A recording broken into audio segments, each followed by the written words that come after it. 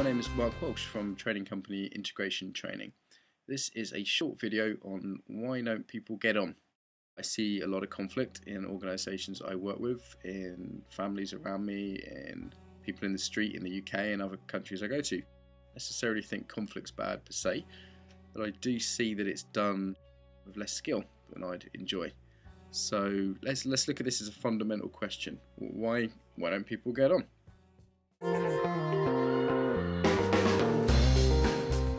Partly this is to do with types. So there are different types of people. I hold these all very loosely without wanting to put people in boxes or stereotype or anything like that. And actually for me it really builds a sense of understanding and compassion to understand that people orientate fundamentally different around the world. Not better or worse, just different. There's different typologies out there. Myers Briggs is one, Enneagram, Ocean, there's a fair few out there. Do people have a big picture or more detailed view of the world? Is someone extrovert or introvert? So I'm much more extrovert. I like to chat, I like to talk, I like to socialise. Some people, however, don't, and they find that draining. So if I was communicating with those people, for example, I might be much more likely to tone myself down or send them an email rather than go see them face to face. Not always, but there's some consideration for the different type there. Other factors there, are people more thinking or feeling orientated? So if there's a conflict and one person's saying, well, this is the logic, the other person says, well, I just doesn't feel right somehow. Then different types there, so really understanding that can help a lot with conflict. Next up, we've got value sets. In the world, there are different value sets at work within us.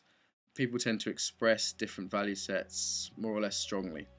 So some people will have a fairly egocentric value set and it will all be about them. And if you're threatening them, threatening that, then you'll be in a conflict, you won't get on. Other people, it's much more about a belief system, so more fundamentalist, more traditionalist. There's a right way and a wrong way, black and white. Those people, again, that kind of moralistic thinking can create conflict, but to be able to relate to that also is a beautiful thing in its own right. It can really help with conflict. Then there are the rationalist kind of value set that's at work in the world, which says more kind of achievement orientated, more about the facts and the logic.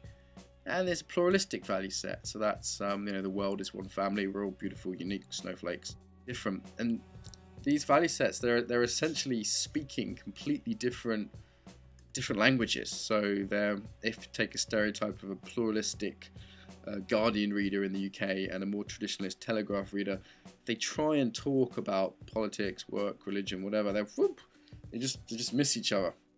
They're not talking the same language at all, so they're always going to be at war with each other essentially. Something called spiral dynamics is a system that informs me. If you're interested in looking at value sets, I think it can be very helpful.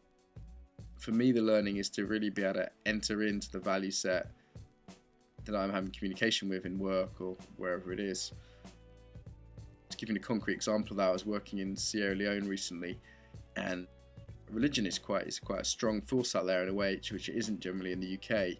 And we just related the work to their Christian and Muslim beliefs, and that made it much more accessible by accessing that traditionalist value set rather than coming in with my own value set.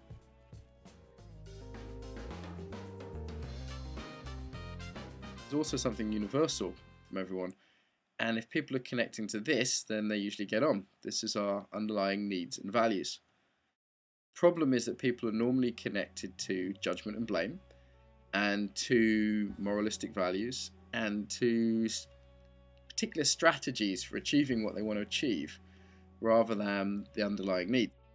So if people can get a sense of their underlying needs and values of each other, then often conflicts are resolved very quickly, very easily.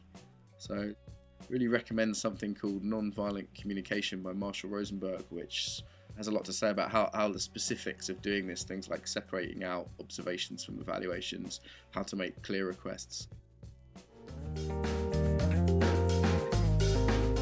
So those three things, I think, are the main reasons I see people not getting along. So either they're clashing types, they're clashing value sets, or they're not connecting to needs and values. So very simply, that's why people don't get on. And what you can do about it. So apply this work in leadership context, looking at stress, looking at conflict, communication, looking at team development. If you want a hand with any of those things, then give me a call. It's Mark Walsh from Integration Training on 07762 541 855. That's a UK +44 number. I hope this has been useful. If it has, pass it on. Thank you. Bye.